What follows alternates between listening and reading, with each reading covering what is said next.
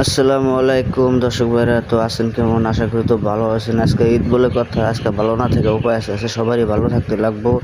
তো আজকে আমরা সকাল সকাল রওনা দিচ্ছি কিন্তু ঈদগাহ মাঠে নামাজ পড়ার জন্য। তো ঈদ বছরে একটা দিন, নামাজ যদি না পড়ি কেমন হয়? তো যাবেন নিচ্ছি নামাজ পড়বার নিকে। আমি, রাকিব আর হাফিজুর মামা তিনজন যাবেন নিচ্ছি পড়বার নিকে নামাজ আজকে। তো আজকে টাইম নাই, কিন্তু টাইম খুব কম, মানে উঠতে উঠতে খুব দেরি করে ফেলতেছি। তো তার জন্য আয়া পড়লাম, কিন্তু আমরা ঈদগাহ মাঠে প্রায় আয়াই পড়ছি আমরা। যাবেন নিচ্ছি দামাদুম। কেউ কইতেছে যে এই নামাজ আরম্ভ হয়েছে রে, আবার কেউ কইতেছে যে নামাজ শেষ হইল নিহি। তো দামাদুম কিন্তু আমার যাবেন নিচ্ছি এই গোষ্ঠী মারছে, পোলার না দিয়ে নামাজ পড়ে আয়া পড়লো। তো হে মামু দিছে দৌড়, আমার মানে দৌড়ে দৌড়ে যাবেন নিচ্ছি। নামাজ যদি না পাই কী পাবো, এত আশা করে আইলাম নামাজ পড়ার নিকে, নামাজ যদি না পাই। তো দামাদুম কিন্তু যাবেন নিচ্ছি আমরা।